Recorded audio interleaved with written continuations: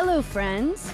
Welcome to My Good Woman, the podcast for new and future female leaders. I'm your host, Dawn Andrews, a happily married hockey mom and the founder and CEO of Free Range Thinking Business Strategy Consulting.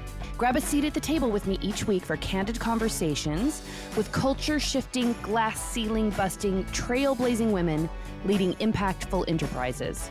We discuss what makes them tick, how they get it all done, and actionable strategies to help you lead with confidence and grow the visibility, reach, and revenue of your business. We're classy ladies, but we don't bleep the swear words. Listener discretion is advised.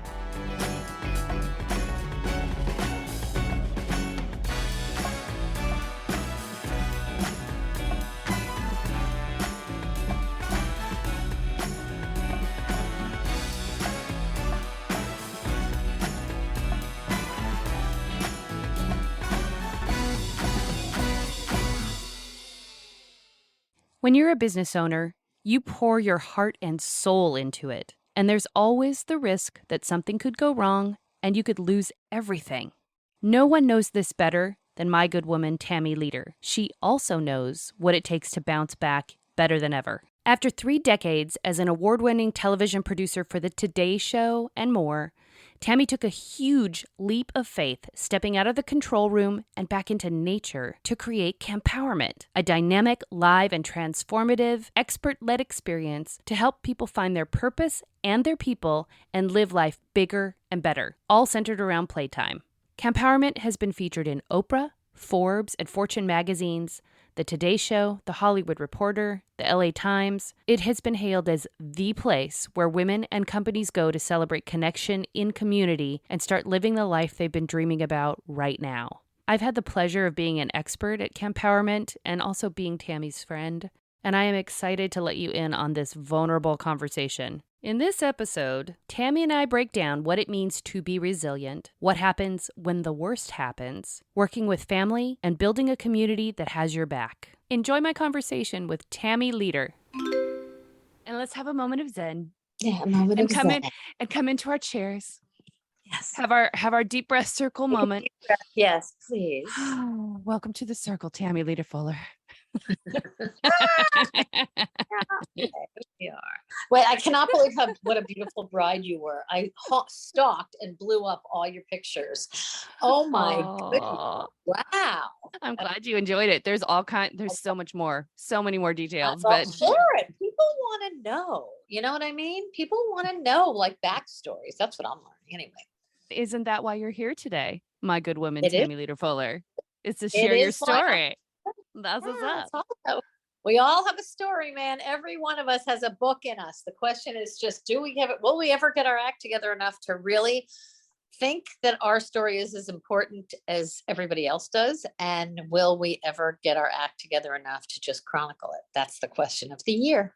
Yeah. Well, I'm glad. I mean, for the listeners of My Good Woman, I'm excited because Tammy is writing a book. But before we even get into that part, I want to back it up so that people understand who you are, how we know each other. And I'm bringing Tammy here for this conversation today to talk about chasing an idea, something that you love, and to talk about resilience because, y'all, you have no idea the stories that are about to unfold related to Tammy and her business.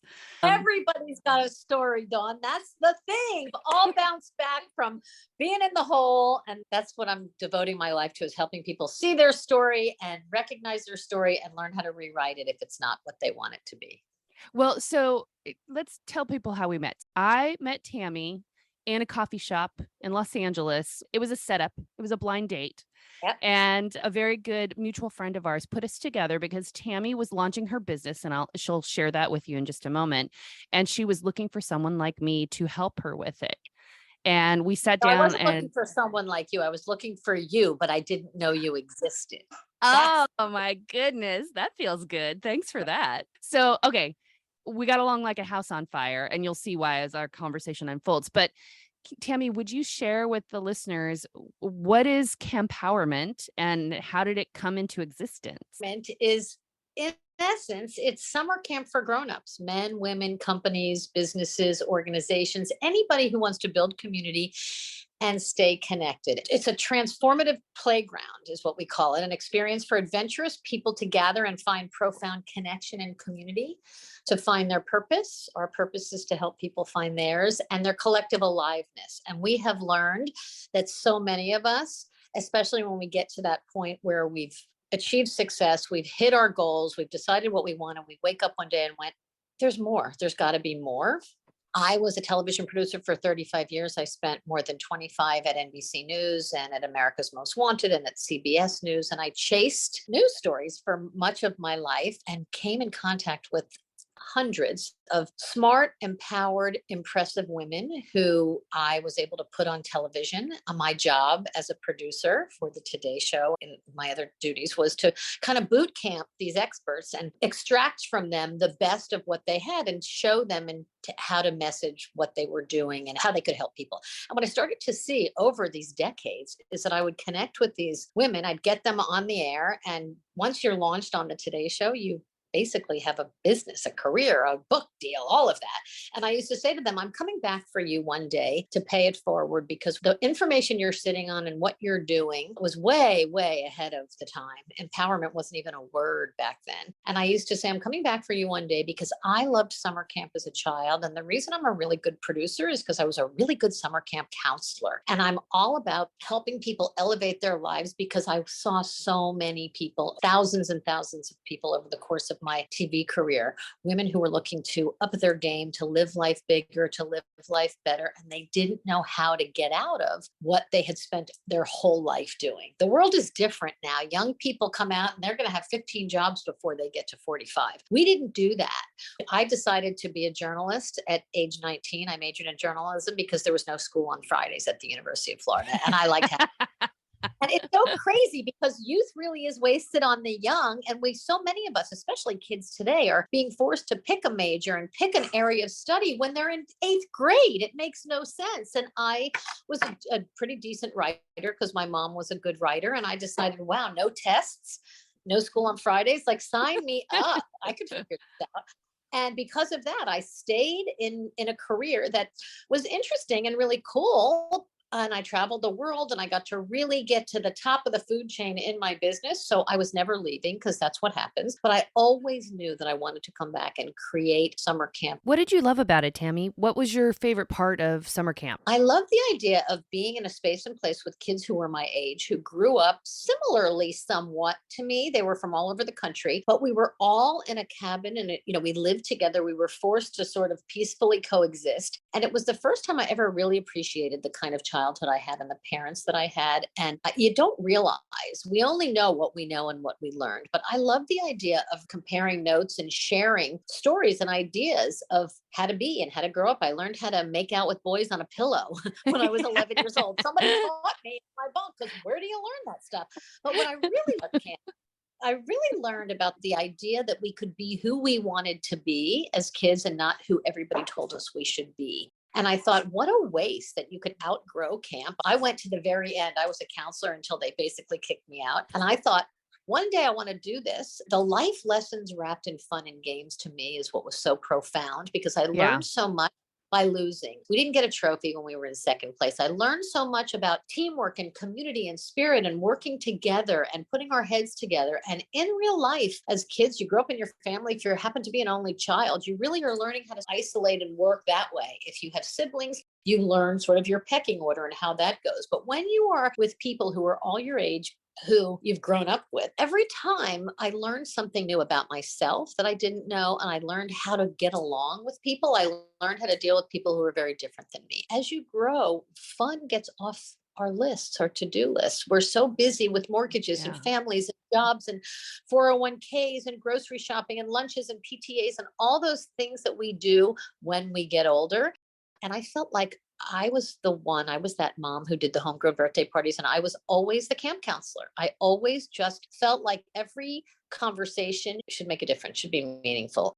I wasn't into gossip. I wasn't into BSing. I wasn't into talking about people. I wanted to know, how do you really feel about that? Rate your life on a scale of 1 to 10. Where are you in your life? What's the biggest mistake you made that was not a mistake at all that helped you? So I was always that creative person who never stopped asking or talking. And one day one day I woke up and said, wow, I could maybe do this as a job. When you go to Campowerment and you have the opportunity to be in Tammy's presence, she is fun. You are the epitome of fun.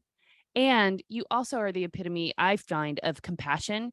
Your gentleness and your curiosity in helping people find whatever's next for themselves is really remarkable. And I don't know if you actually know that about yourself fully, but it is very present for me when I get to hang out with you. It's stealth, Tammy, because you're like, hey, let's have a good time. Let's cut loose. Let's go swing on this trapeze. Let's put shaving cream on top of shower caps and run through this obstacle course. And then all of a sudden, I'm finding out some deep truth about myself or about my life that I didn't see coming. And that's down to your presence. That's down to what you and your family have created. That's down to what Campowerment is. And I just wanted to make sure that you got that you saw that before we left this conversation. Well, thank you, Dawn. I do believe that every one of us has a superpower, what our friend Andrea Quinn calls a pyoma, which stands for pull it out of my ass. So we all have it. It's something that we don't have to Google. It's what we know inherently. It's maybe something we've studied. For me, I was very blessed. I had a very intuitive mom who was a college professor, and I felt like I had an ability. I was born with an ability to help people see in themselves what they couldn't see. And because of my extensive media experience, I think in terms of storytelling and how to package things. And my thing is that I can help see in people the potential that they don't even see in themselves. I'm a connector. I can get them to the right people who can help them figure out what they're supposed to be when they grow up. At Campowerment, we like to say our purpose is to help you find yours. And every one of us was born with a purpose. So many of us don't think we're entitled or worthy of bringing it to the world. And with the state of the world and where it is now, newsflash, people, we need you. Get off your tushies and start figuring out what you're supposed to be doing to help save this thing. And let us come help you get there. Tell me about the early days of founding Campowerment.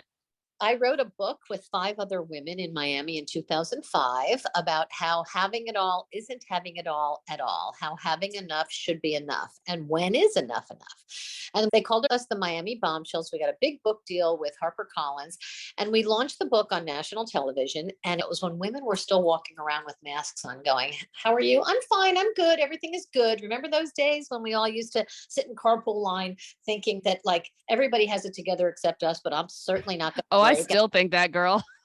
And we're not going to let anybody see us sweat.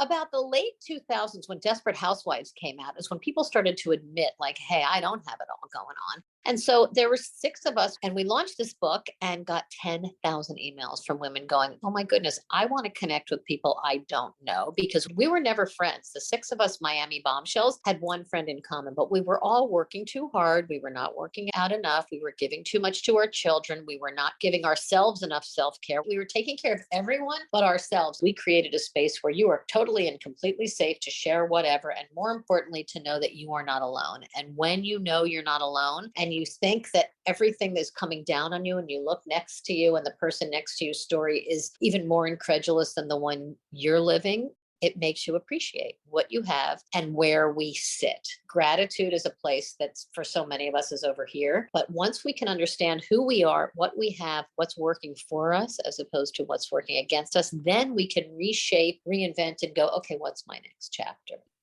Campowerment has had a few incarnations before what it is now. And the first incarnation was when you did like a pilot version of it with your Miami Bombshells crew. And what was round 2 like? So we did about 15 of those Camp Bombshell weekends, and we really just did them together without experts. We really just wanted a place where we could disconnect, unwind, and just refuel ourselves. How many women attended those, Tammy? Like how big were those? Not big, 40 to 50 women. And it was really word of mouth.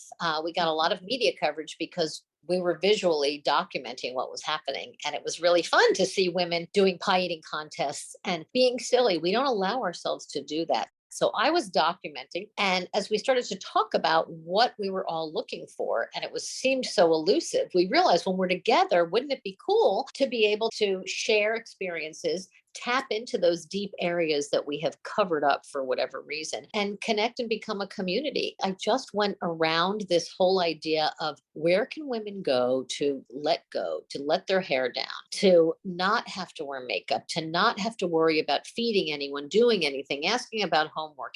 Campowerment was a place that we founded to be summer camp for grown-ups out in nature in a space and a place where we could reconnect with the elements that we sometimes forget about. We created this concept to help people put themselves at the top of their to-do lists and not at the bottom.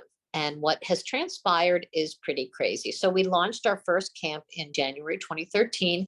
It was my mom, who was a college professor, and me. And we found this place, this camp in Malibu. We had looked all over for a perfect location. As we drove up this mountain in Malibu overlooking the Pacific, I thought, I don't care if we put people in tents. It is just so magical to be up at the top of a mountain and looking at a 180-degree view of the ocean in the middle of the Santa Monica Mountains. It's like, what more do we need? And so I started to build a program around this place.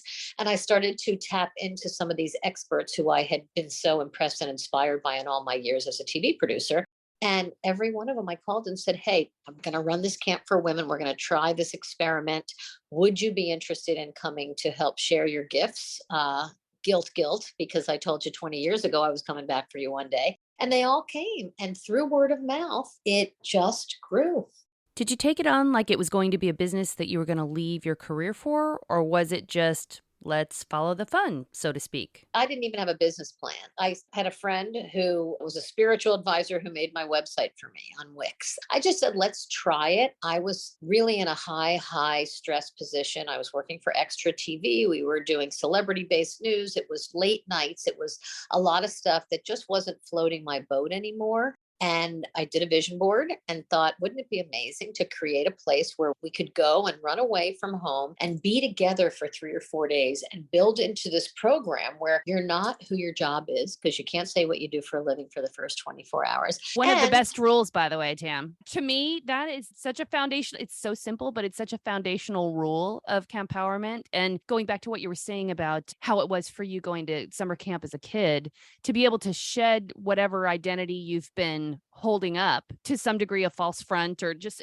literally like wrapping your arms around yourself trying to keep it together, and to be able to walk into camp and who you are is just a person, in this instance, standing next to other people who are also on a beautiful mountain in Malibu, who've agreed to come and have some fun for 4 days. And unpack some stuff that they didn't know they were holding so tightly. We enter camp with so many rocks in our backpacks, and our goal is really just to lighten the load. If we could just let go of some of these stories that we've made up in our heads, we can't really do it ourselves. We can't really count on our friends to do it. Our friends are not our therapists. If we're blessed enough to be able to afford and go to therapy or get coached, that's a great thing. But so many people are walking around thinking, this is the hand I was dealt, and this is what the life I'm supposed to be. And I'm a good mother. I'm a good partner. I'm a good employee. And that should be enough. Oftentimes, everybody else that's surrounded us or that we've surrounded ourselves with is also invested in keeping us in that identity. Unless you have a spot to be able to like peel that layer off and decide which rocks you do want to pick back up. Everybody else in our lives is invested in keeping us where we are because it anchors them in whatever their identities are. And Campowerment is really unique in that regard. AKA the people around us who love us want to keep us small because it works better for them. Not that they don't want the best for us. It's that change is hard. Change is hard to adjust to. And so many people, when we get to a point where it's enough, it's no more, and you stop lying to yourself, I can't do this. I can't work with idiots anymore. I can't be in friendships that are one way anymore. I can't take abuse anymore. Whatever it is that we've been living with and we thought was just our life is a lie. So we created this space out in nature. All we did was rent the space, bring in the right experts, and produce a really fun and deep diving experience for people. So we go deep and then we play, and then we go deep and then we play. And the whole point of Campowerment is to give people a playground led by experts with programming that is fun and interactive and can help you work through the stuff you don't even know you need. Let's talk business for a minute, because to me, from where I'm sitting, what I've seen, you had the audacity to follow fun and curiosity and test drive this idea. At what point did you know that it was a business, or did you decide to formalize it into a business? I think when Oprah wrote about us, we were a few months old, and somebody had been to camp and knew somebody who was writing an article for Oprah magazine about 50 things that make you say, wow. It was April of 2013. You were there. It was the first camp you were at. And we had somebody there whose roommate was writing this article and called me and said, I'm writing this article for O magazine. Are you interested? I'm like, yeah, I think so. And so by the time that article came out, the same time someone from CNN had been there and had written a story. And then there was another big one. And all of a sudden, the summer of 2013, it kind of exploded. So we started looking at other locations. And again, we don't own a camp. We are renting kids' summer camps and now guest ranches in beautiful places. But in the off season, when they're not being used, and we come in and take over an empty shell of a beautiful spot and bring in our experts from health and wellness to love and sex and parenting and productivity and caring for aging parents and spirituality stuff and something as simple as learning about body language or astrological stuff. We have created a space where you can come and there are a dozen experts in all kinds of fields, and you can go and find the one that you can work well with, who speaks your language. And then when you're done at the end of the weekend, if you want to pursue more work with them, you've actually identified someone who knows you and you know that they can help you. What's a typical day or weekend, long weekend at camp? How does it go for people? You don't need to break down every minute by minute, but just to give people an idea of this business that you've built. It's based on fun, but it is now what you do for a living. It's a service, it's an experience, it's a community. What does that look like? We've had more than 50 camps, and each one is different because whoever's in it really makes it up. So, what a day looks like is you wake up in the morning, there's yoga, there's meditation, there's working out. That's all before breakfast if you want it. You want to sleep in, that's fine. Then we do circles that are interactive experiences where things are shared, and what happens in the circle stays in the circle. It's personal space that we all respect. And because no one knows each other, there's an even bigger and better respect for that. And then it's a choose your own adventure. Every hour and a half, there are new experiences. So there are so many diverse areas of life that we tackle each time. And our community is very diverse in that we're different ages. They're 21 to 85 years old. So the interconnectedness of the intergenerational thing is probably one of our most sacred pieces of this, because we really can connect and learn from each other in so many ways. And so we just create this big, giant playground, and then everybody gets to go and pick what piece of gym equipment they want to play on. Let's talk about Grandy. Speaking of intergenerational excellence, share with the world who Grandy is. Grandy is my mom. Grandy passed away in 2019. She was a co-founder of Campowerment with me. Grandy was a college professor who taught teachers how to write their legacy and how to teach creative writing workshops. And what Grandy brought to this experience, aside from helping me get this off the ground, is that Grandy was our goodwill ambassador. Every single solitary person who came to camp got a phone call pre-camp from Grandy. Grandy had cards for every single camper who'd ever been with their stories. And Grandy brought the personal touch, and she was almost like the village elder of Campowerment, but Grandy became the surrogate mamacita for anybody who was looking for an elderly, strong female figure. And when Grandy passed away in 2019, it was devastating, not just for our family and for me, as she was my business partner, but she really was a huge staple of Campowerment.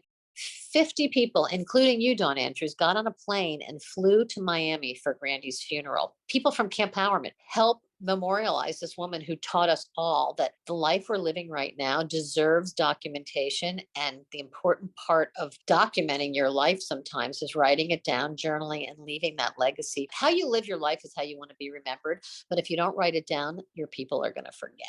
And so she was a huge part of camp. And so when she died, we didn't know if we wanted to even continue doing what we were doing. I knew that she was not going to be around forever. We used to have a nonprofit foundation in Miami together. And we used to say, wouldn't it be great to work together? And I said, I'm a journalist and you're a college professor. How are we going to do that?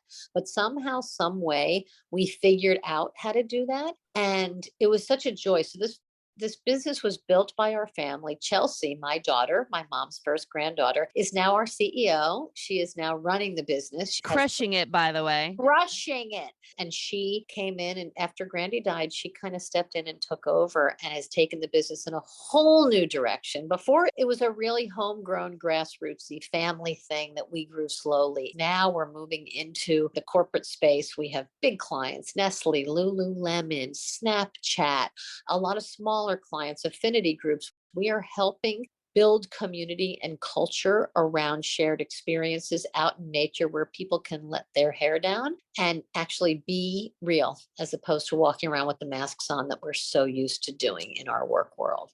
I hope that people are taking away some inspiration from your story, Tam, because what's exciting to me, like we talked about it earlier, is you followed the fun to figure out what the version of this business is. You kept iterating. You would invite a bunch of women, see how the weekend goes, make some changes, invite more women, see how it goes next time, invite more guests, more friends of friends, more word of mouth. And you continued to iterate and grow and change before you transitioned from your day job to making this your full-time job. And you also looked around you and found your co-conspirators in your family. Not even so much in my family, but I found the people that I didn't even know we were looking for, and they found us. They didn't know we existed, which is why we have such a high return rate. We've really, in a very slow and steady, no BS. We took no corporate money. We really wanted to stay on the inside. We didn't want to do beauty on the outside. We actually turned down the Kardashians and Nicole Richie and the OC housewives who wanted to send their people to film to do something for their shows. And I said, no, we're not going to mess with the integrity of what we're doing. This is not a show. And I was a TV producer, so I understand it would be a phenomenal television show, but there's no way I am going to let my people sweat on camera and exploit that. We are here to help people elevate their voices, lift their purpose, and go live it and reinvent themselves however they want to or heal. And I was not about to allow it to become dog and pony show. Because of that integrity, I think we gained the trust of our people. When COVID happened, we got hundreds of emails from people saying, please, I need my camp people. I recognize that. And so we started to do these digital things on Zoom. And people would say, can you please record them? And I said, no, we're not going to record them because we want people to feel like they're in a safe space and we have control over an environment when we're live. But once we record and send it out, it was not a great business move from a financial standpoint, but the integrity that we have really forced on our people to uphold has been the greatest gift of this entire experience because nobody goffs, nobody is mean, everybody gathers around and nobody's alone. Campowerment helps you feel like whatever you're going through, you're not in it alone. This is not intended to be infomercially, but for companies that are struggling with this right now, and I honestly don't know a company that isn't. I'm having conversations with my clients and even kids of my clients who are so starved for community and culture. Company culture now is whatever your culture in your own living room or home office is. There's no collective conversation any longer. And Campowerment, both virtually, because I saw it happen over COVID, and then obviously in reality, has the ability to put that together to help people find that and feel that with one another really quickly. I have to say it's pretty remarkable what you and Chelsea and Grandy and the entire community have built over the years to be able to make that connection and closeness happen in such a short period of time. It's pretty special.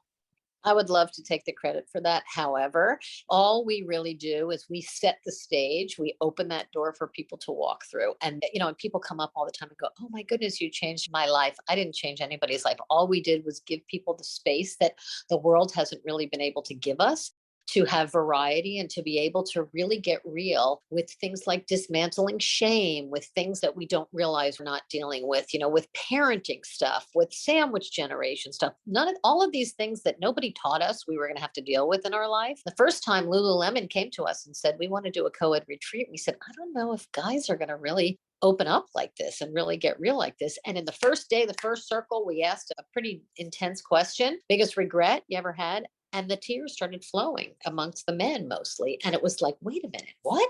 I think we are all one push away from just like letting it all hang out because we're walking around with so many burdens on our shoulders that when somebody finally gives us an opening, not so much to dump and cry and share, but to see that you're not the only one. And here's a solution, or perhaps you can look at it this way and it can shift your mindset. Everything changes. I'll never forget being in a circle with two women who were really stressing out because they had never talked about it before, but both of them had kids who, this was 8, 10 years ago, both of them had kids who would now be defined as trans, and they didn't know what to do with that. And they sat in this circle together talking about their little boys dressing up in tutus and the shame and what to do about it. And when the circle was over, there was love and compassion for them, but these two went under a tree and like glue stuck together because they never knew anybody in their world who did that. Where can you go to go find the cohort of people who are going through what you're going through unless you join a support group, which sometimes is not the only answer? I'm thinking about the people that resonated for me. I had postpartum depression after my oldest was born and didn't even realize that I didn't realize how bad it was.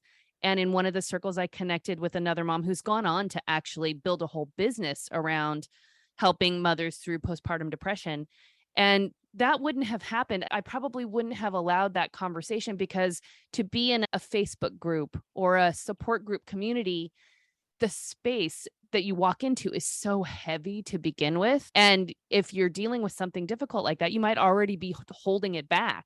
So to be in a place where it feels like it's going to go even darker than whatever you've been trying to keep at bay is a really challenging place to be. And after I had great food and a dance party and a karaoke moment and chatting with my bunkmates to be able to be in a circle and have that conversation, knowing that I was also coming back out to that, made it more accessible and just more okay. Absolutely. And interestingly, the girl who started that Motherhood Understood is what it's called now, came to us Mhm. going, I'm just a mom that had postpartum depression and I don't know what I'm supposed to be doing with my life. And through some of these workshops that she realized, she called herself the medicated mommy. She realized that she's going to come out and be honest about the fact that she was taking medication to keep her moods at bay. And she decided not to have another child because she really went through such a hard time the first time. And all of a sudden, all these people like you came out who they were looking up to as an expert. You're teaching people how to grow their big idea, and you're going and you're just becoming real human who's dealing with some of the same issues that we're all dealing with.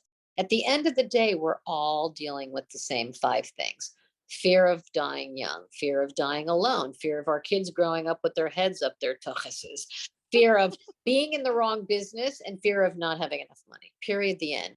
We do a worry wall that we torch and people put their worries up there. They could have all of these stories, but it's those same 5 things that we're all sort of fearful of, that we're all holding on to and worrying about. And when you realize that everybody else is worrying about it too, it's like, you have that issue, but you seem like you have it together. And the real truth is, none of us has it together, and we all have it together. That's Yeah. the truth.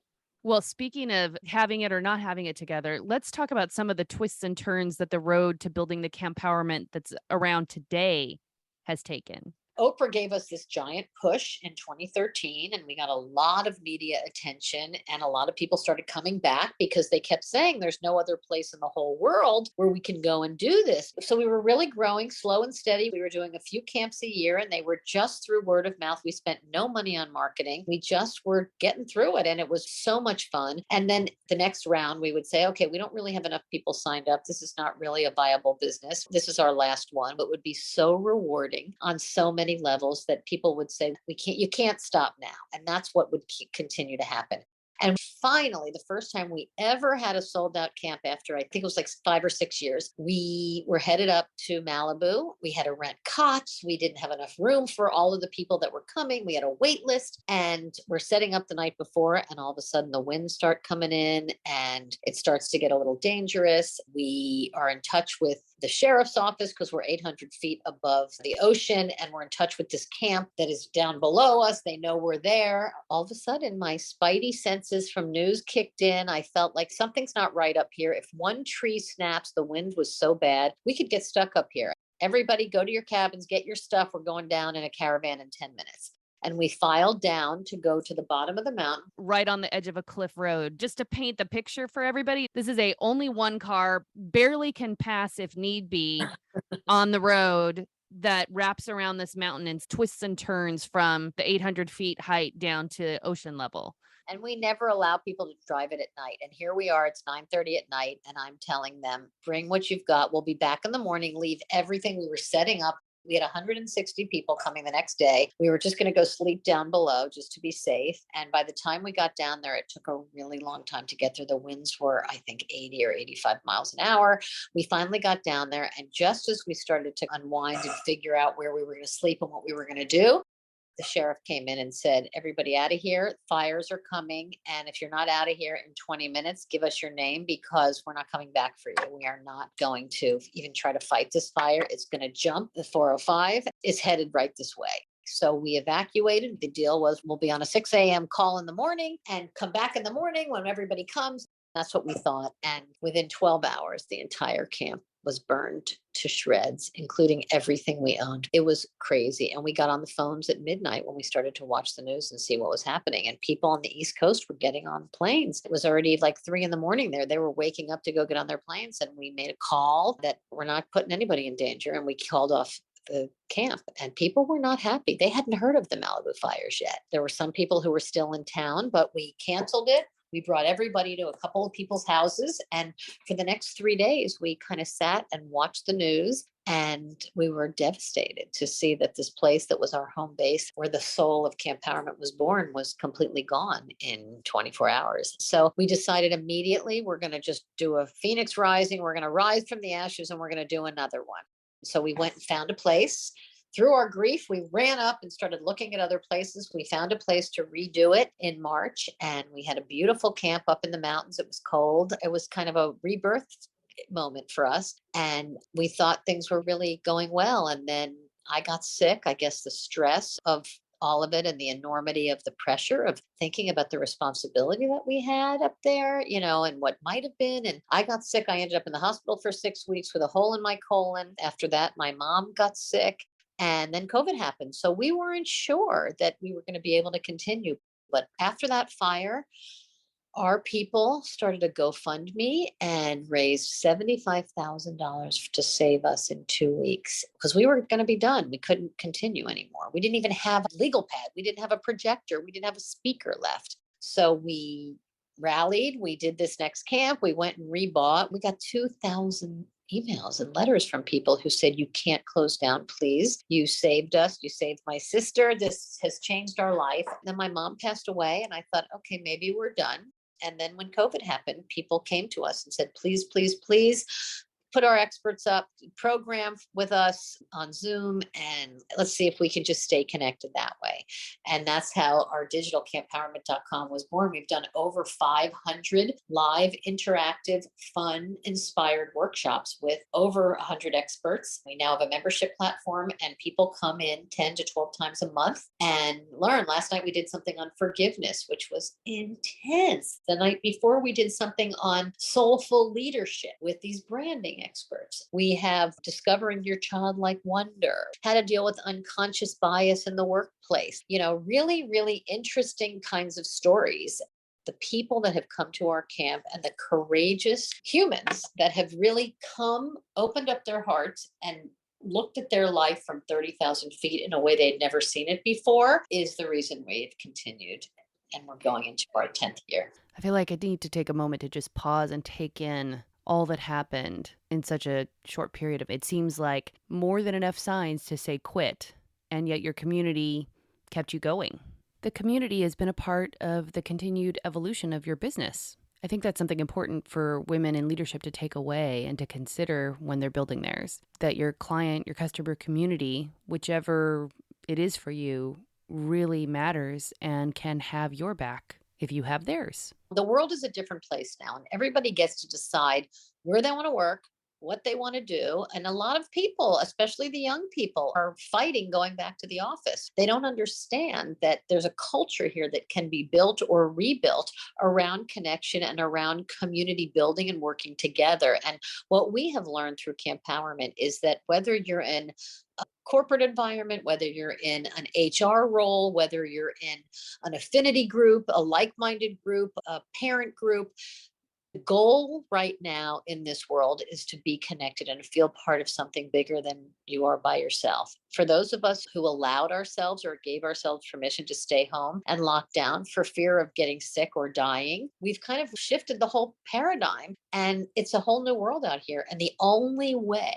groups, I believe, are going to get the most out of their people and work together and ultimately be profitable, whether it's financially or through social mores or a give back or whatever, is to do it together and to be able to share and collaborate. We're all an expert at something. We can all bring something new and good to the table. But COVID has literally thrown everything up in the air and said, okay, now go try to put the pieces of your life or your business back together with a completely different mentality of people who no longer think that going to an office space is that necessary. What we're learning from so many of these companies that are coming to us now, and people are breaking off from big groups into smaller groups because they're the micro communities. We want to feel a part of something bigger than ourselves. This is one of those things that we have taken for granted, and it's a specific skill set. So when you talk about a superpower, one of the superpowers of Campowerment is making that space and then programming some play into it, like giving just a little bit of scaffolding, a little bit of shape to it, so that whether you as an individual person or as a company bringing your people to something like this, you guys have created the space for that to happen. And companies don't realize that with what has happened with COVID, you've got to give people a reason to come back. I don't mean come back like we got to work 5 days a week from 9 to 7, but to come back to be in a community at work. People are so stressed and managing their own lives as best they can after all that has happened. It's almost too much to even consider for some folks. So you've got to be able to create a space that people can be excited to be welcomed into. It's difficult to do that when you as a leader in your company are trying to keep your company afloat. And then there's the whole collaboration thing that used to be just such a natural. Oh, let's just meet in the conference room. I have an idea. Let's just get together for 10 minutes. Nobody's doing that now. We're all working in silos and we're not asking for help because for fear of, oh gosh, we're going to get found out that we don't know that.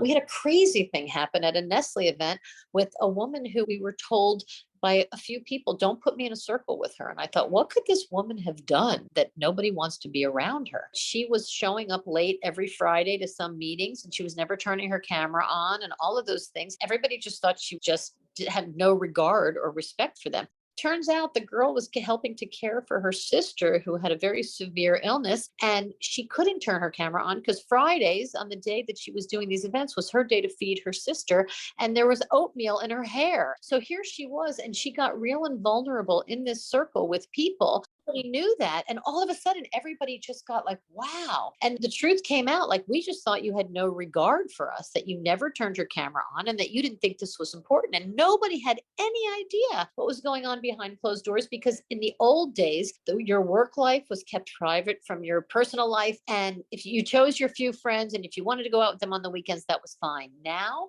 all bets are off. It's so real. It's so real. It's so real. You know what I mean? And that's what is so incredible to me is that people are now more real and more honest and more awake and vulnerable than they've ever been before. They are so much more willing to say, you know what, I have a kid with special needs. We were on a big call with 200 people and the CEO's kid came up to him with a bucket on his tush. And it was like, Daddy, can you remove this? And the guy was horrified, but it made him so much more real and human to his people because he never let anybody see him sweat. But here we are in the house, you know, you're giving snacks to your kids. Kids are having wig outs in the background. You know, like you can't hide what we used to be able to hide before when we would go to work. Think now about even just the commuting time that we used to have for ourselves. We don't have any time for ourselves anymore. And so work becomes work and home becomes home, and there's nothing in between. Your business has taken lots of twists and turns from a live on-site in-person experience to an online experience to a corporate experience, and now all of the above available. What are the tools that you use to keep this whole enterprise afloat? What helps either you personally or helps the business run and run well? Our CRM is Entreport, and that's where almost everything lives for us. Years ago, when we built our website, we probably should have plugged into a Mighty Networks or one of those things that already had the templates done. When you're starting a business, you think that you need to create your own platform, but you really don't, because especially now, there's so much plug and play. We built our platform on Laravel, which is a very obscure platform, and it cost tens of thousands of dollars just to get it back up and running the way we wanted it to. And so it's never too late to switch. And we're actually some of the tools that we're looking for, because technology is changing so quickly, we're probably going to abandon our own platform, even though we've invested so much in it, and go to a Mighty Networks kind of organization, which 2 years ago we'd never thought would fly. So that's something we use. We use Google Drive for everything. Everything lives there. Our corporate business is everything we've done is pretty much organic. We haven't spent marketing dollars. We do advertise, do some Facebook stuff, but other than that, it's been mostly word of mouth, and our corporate business has really exploded. What keeps your day, your business, your flow going? Like, for instance, today, what are you going to lay your hands on to get your work done? Well, I have to tell you that my Apple iPhone has, in the notes section, I have over 2,000 notes in there. I live and die by that. I use that as if it's a clipboard. I'm 63 years old. I'm pretty old fashioned. Up until very recently, I used to just write everything down and then transfer it into the Google Drives. But what I'm learning now is my notes section of my phone has so much wisdom in there. In fact, I started to write a book on resilience and the power of community and connection. I could just dictate into my phone when I had a thought or an idea. And when I went to go rewrite the book, I sent that notes file to my email. It was 82 pages, and it was pretty much the entire book had been written over the course of the year just through my dictating onto my phone. So never underestimate the power of that notes section. I love it. I love it. Again, we're pretty straightforward. I've lived my whole life in my media career with assistants and people who help me. So I'm a little bit tech challenged. I happen to have a CEO who is brilliant. She's not even a Gen Zer. She's just a millennial. She has taught me the shortcuts and the tools that I need to really know and understand how to navigate through such enormous files. We use QuickBooks, couldn't do anything without QuickBooks Online. That is huge. Our bookkeeper, we had something yesterday where it was one stroke.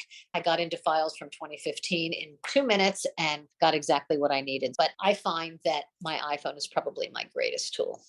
What advice would you give to people who are working with family? How is it that you and Chels have found your footing working together as mother and daughter in building this business?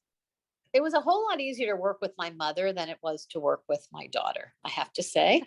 Um, I hate to say she's an upgraded version of me. I don't know that I was an upgraded version of my mother. The good and the bad news is I was a workaholic journalist, and my kids grew up seeing that and seeing that multitasking was really a thing, and that life is for living. Life is a party, and we have to enjoy every aspect of it. And what I've learned, and I think that's just through age, is that I don't sweat the small stuff anymore. My mom used to say two things that were pretty profound. One is live 20 minutes at a time, because anything after 20 minutes doesn't really matter in the scheme of things.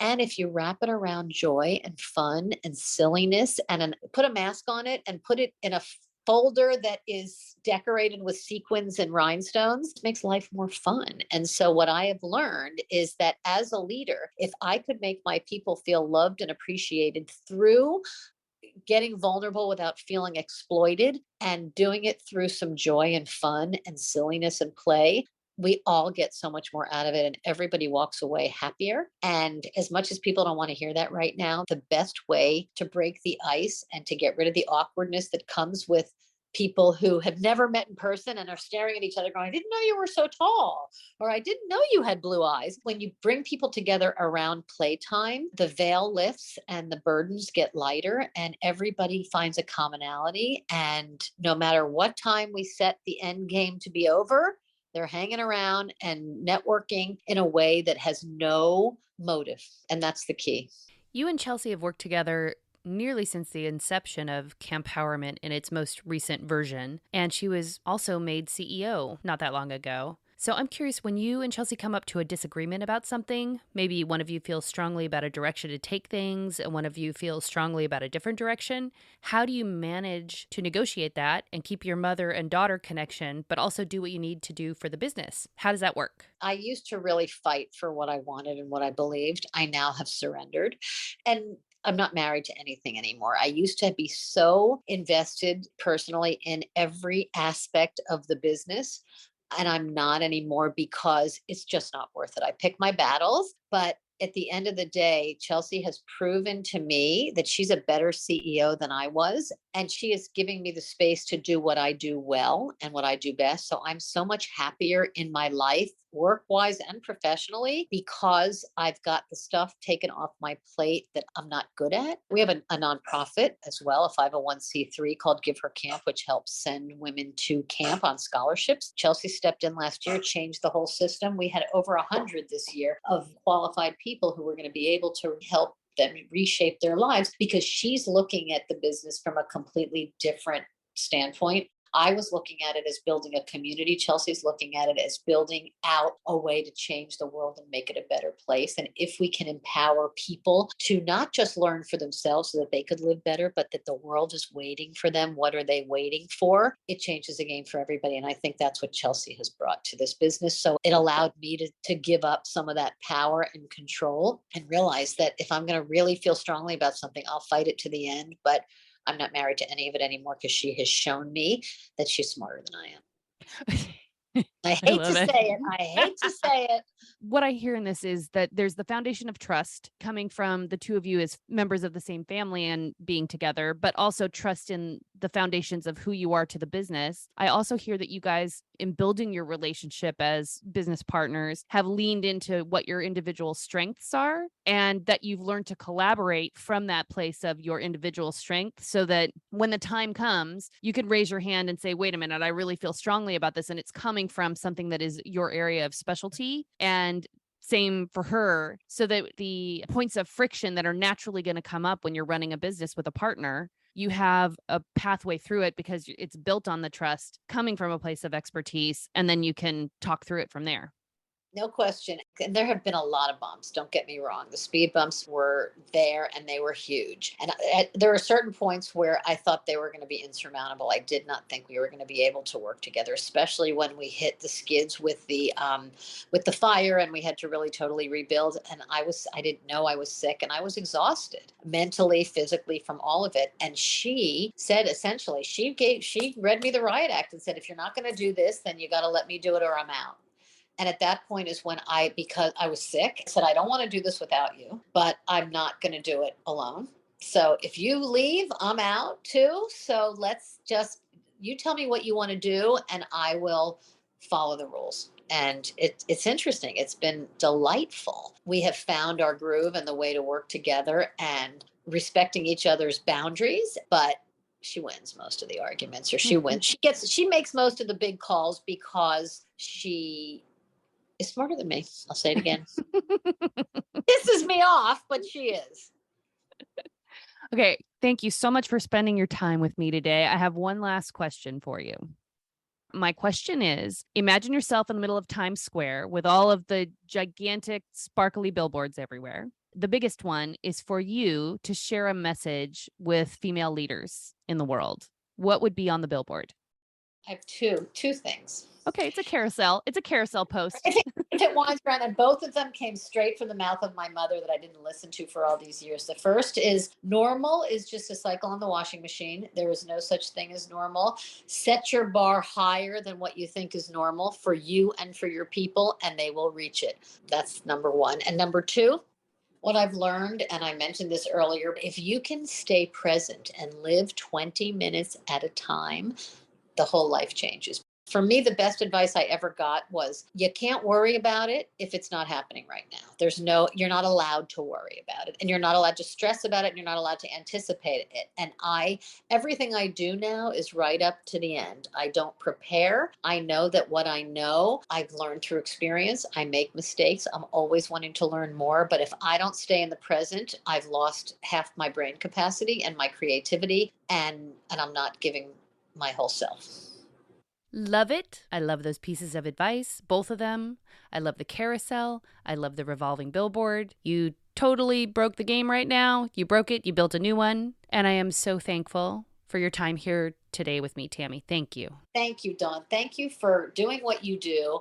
You really helped me understand the power of networking and how important it is to ask people. I'm not good at that. The idea of being able to understand that you can't know everything and you've got to be able to ask for help and share what you know. You've got to offer and you've got to ask. And that is the only way you're going to be successful. And I have learned 10 years in that that's the only reason we're still around is because we did not do it alone. And you don't have to do anything alone. Amen to that. Oh, what a lovely, juicy time we got to spend together. Thanks for being here, Tammy. Thank you so much. I love you to pieces. I love you too. Thank you for joining me this week. To view the complete show notes and all the links mentioned in today's episode, visit mygoodwoman.com. And before you go, make sure you follow or subscribe to the podcast so you can receive fresh episodes when they drop. And if you're enjoying My Good Woman, leave us a review on Apple Podcasts. Reviews are one of the major ways that Apple ranks their pods, so even though it takes only a few seconds, it really does make a difference and helps our show grow. This episode was produced by me and Julissa Ramirez. Thank you again for joining me, Dawn Andrews, in this episode of My Good Woman.